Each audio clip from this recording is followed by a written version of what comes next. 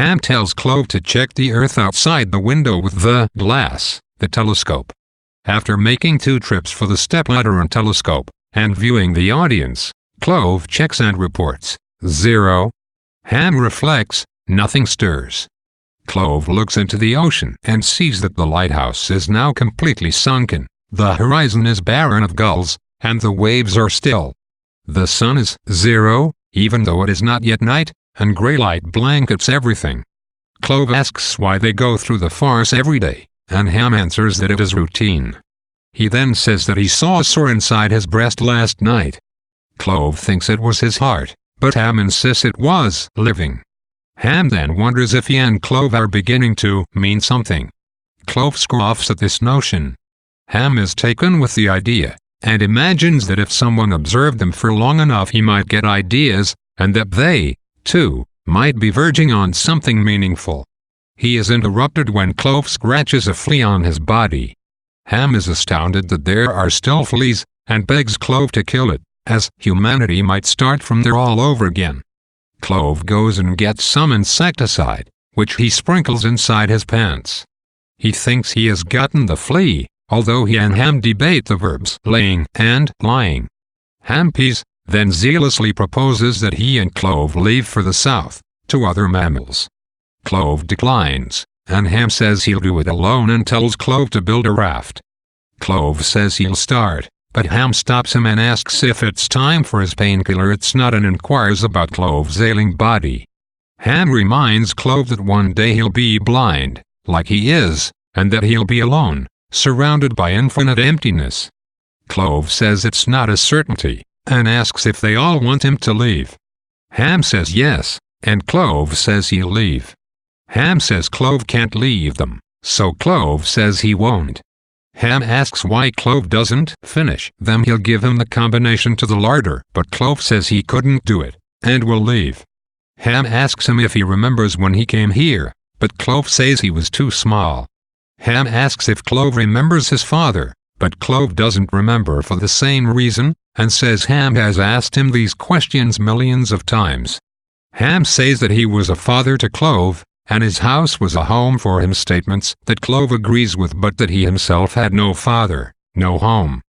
Before Clove can leave, Ham stops him again and says that there may be greenery beyond the hole they're in, and asks Clove if his dog is ready.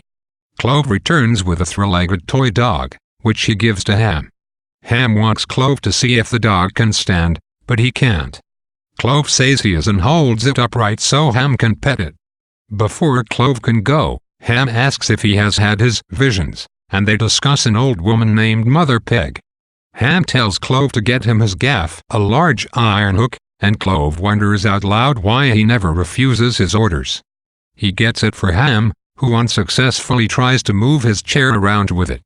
After they fight about Clove's retrieving the oil can for the chair's wheels, Ham recollects a madman painter engraver friend of his who thought the end of the world had come, seeing ashes instead of nature, and that he alone had been spared. Clove asks when that was, and Ham says a long time ago. Ham asks how he'll know if Clove has left. Clove says if he whistles and he doesn't come, then he's left. Ham is not convinced. Clove might just be dead in his kitchen. He orders Clove to come up with an idea, and after some pacing on his bad legs, Clove decides he'll set his alarm clock, and if it doesn't ring, it means he's dead. He retrieves the clock and tests the alarm. Ham says it's time for his story, but Clove doesn't want to hear it. Ham tells him to wake his father, and Clove looks into the ash bin of the sleeping Nagg. While it is purposely unclear exactly what has happened in Ham's vacant world, it is obvious that not only is he living in his own personal endgame, but in some kind of physical endgame, a post-apocalyptic landscape in which he and the others are the sole inhabitants. Everyone else has been finished, to use his vocabulary for death. In fact, his frequent references to his home as a shelter evokes a post-war shield from nuclear radiation. His misanthropy is so great that he fears the rebirth of humanity, evidenced by his anxiety over the flea. This anxiety takes off from an idea explored at the start of the play, that existence is cyclical, that the ending is the beginning is the ending. When Ham suggests they leave, it is a futile effort. In this cyclical world, There can be no such things as leaving or arriving, as one always ends up back in the same place. Note Clove's frustrating inability to leave the room in this section. No wonder he prefers the sound at the end of the alarm, while Ham likes the middle. Ham was the son of Noah in the Bible, and Noah's story, of course, is one of regeneration, of an ending that yields to a beginning. The allusion is ironic, and Ham's father in Endgame, we learn, is Nagg. Ham is a surrogate father to Clove, so the three generations are all infirm, near the end of their lives, and no new beginnings will issue from them. Whatever path Ham's life takes, it will be less of an arc and more of a circle.